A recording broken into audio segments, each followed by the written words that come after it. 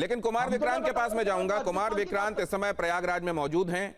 प्रयागराज जानते हैं आप कि कहां से वहां देश के दूरदराज हिस्सों से वहां अपने भविष्य को उज्जवल बनाने के लिए छात्र पहुंचते हैं, तैयारियां करते हैं और बहुत सोच समझकर इस जगह को चुना गया है कांग्रेस की तरफ से। कुमार विक्रांत वहां क्या क्या देख रहे हैं, क्या क्या चल रहा है? मंच पर राहुल गांधी पहुंच गए, क्या मुद्दे क्या उठने वाले हैं? आइए उनके पास जाएं और समझें। कुमार, ये देखिए 7:10 पर राहुल गांधी यहाँ पहुंचेंगे। उससे पहले यहाँ पर म्यूजिक कंसर्ट चल रहा है। आप मेरे पीछे देख सकते हैं कि छात्रों के लिए पूरे मनोरंजन का इंतजाम किया गया है। छात्र उसमें झूम रहे हैं, लगातार नाच गाना हो रहा है यहाँ पर। और सभी छात्र लेकिन अपने साथ खास बात यह है कि जो उनकी समस्याएं हैं, चाहे पेपर लीक की बात हो या बर्बरता की बात जंतर मंतर में हो, उस तरह के पोस्टर बैनर साथ में लेकर के आए हैं। और ख़ास बात यह कि 20 जुलाई की जो घटना हुई थी जंतर मंतर में, उसके बाद राहुल गांधी का ये पहला छात्रों की गूंज कार्यक्रम है। इसके पहले के 2 कार्यक्रम कोटा और देहरादून में हुए थे। यहाँ पर भी जब कार्यक्रम होना था तो पहले बहुत बारिश हुई, पूरे मैदान में पानी भर गया था, लेकिन किसी तरीके से इसको ठीक किया गया है। हालांकि चारों ओर अभी भी बहुत ज़्यादा कीचड़ है यहाँ पर। लेकिन राहुल गांधी जब यहाँ पर आएंगे तो 20 जुलाई को जो घटना हुई उसका जिक्र ज़रूर करेंगे और इसके अलावा छात्रों से संवाद करेंगे और संवाद के बाद कुछ छात्रों को ऊपर बुलाकर बात करेंगे। हमारे साथ बातचीत करने के लिए कांग्रेस के 2 प्रवक्ता मौजूद हैं, वरिष्ठ प्रवक्ता अखिलेश प्रताप सिंह और ईशान त्यागी। सर, बीजेपी कह रही है राहुल गांधी इलाहाबाद क्यों आए हैं, वहाँ क्यों नहीं गए पहले रांची में? क्योंकि वहाँ आपकी सरकार है इसलिए आप लोग वहाँ नहीं जा रहे हैं, गठबंधन की सरकार है। अरे बीजेपी वालों, जिस तरह से रांची में सलूक किया गया छात्रों के साथ, तुम उस तरह से छात्रों के साथ व्यवहार करो।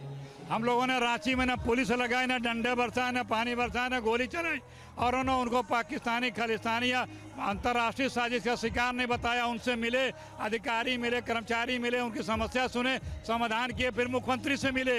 एक पॉजिटिव अप्रोच के साथ हमारे बच्चे हैं। तुम्हारे यहाँ तो दिल्ली में बैठे रह गए, क्यों नहीं मिले? वहाँ गाली गलौज नहीं हो रहा, यहाँ गाली गलौज हो रहा था। कोई गाली गलौज नहीं हो रहा है, ये सिर्फ बचने के लिए। इसके पहले 2014 के पहले भी इस देश में छात्र आंदोलन होता था, लेकिन क्या किसी सरकार ने इस छात्रों के आंदोलन को गाली से बताया? किसी सरकार ने बताया कि विदेश के इशारे पे हो रहा है? तो बीजेपी क्यों ऐसा करती है? कोई आंदोलन 2014 के बाद हुआ? रुक जाइए 2014 के बाद हुआ, मोदी जी की सरकार आने के बाद उसको नक्सल, खालिस्तानी, पाकिस्तानी, चीनी बताया गया। उसके पहले भी आंदोलन हुए थे, लेकिन किसी ने ऐसा तगमा नहीं लगाया अपने भारतीय लोगों के पास। ये जो चरित्र है बीजेपी का कि जो उनसे असहमत हैं उस पर इस तरह का आरोप लगाए, इसी का हस्त्र है कि आज बीजेपी को लोग देखना पसंद नहीं कर रहे हैं। ये बताएंगे कि म्यूजिक कंसर्न क्यों करना पड़ता है छात्रों की? नौजवान है, नौजवानों की भाषा में नौजवानों की बात हो रही है।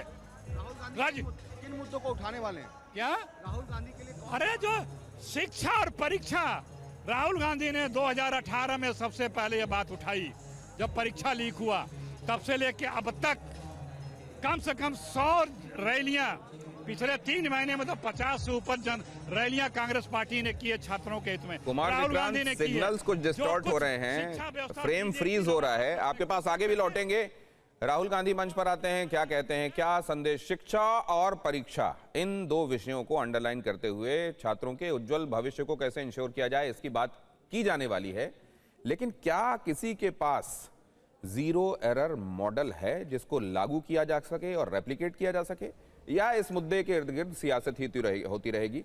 मैं एक बहुत क्विक कमेंट आपसे अंशवत इस पर लेना चाहूंगा। केवल मैं देख रहा हूं यहाँ एंटरटेनमेंट के इंतजाम है, छात्रों के लिए तमाम कुछ है, लेकिन इसी सब के बीच में मुख्य मुद्दा खोकर रह जाएगा या सॉल्यूशन भी आएगा? नहीं, मैंने तो कहा ना कि राहुल गांधी जी के जितनी भी अभी जो चाहे कोटा की हो चाहे देहरादून की, अगर आप छात्रों की गूंज कार्यक्रम को सुनोगे तो वहां पे प्रॉब्लम और सॉल्यूशन दोनों पे बात होती है। वहां पे ना बीजेपी ना कांग्रेस, वहां पे सीधा प्रॉब्लम और सॉल्यूशन की बात होती है। केवल 10 सेकंड आपके पास आरपी सिंह साहब, किधर से आएगा सॉल्यूशन?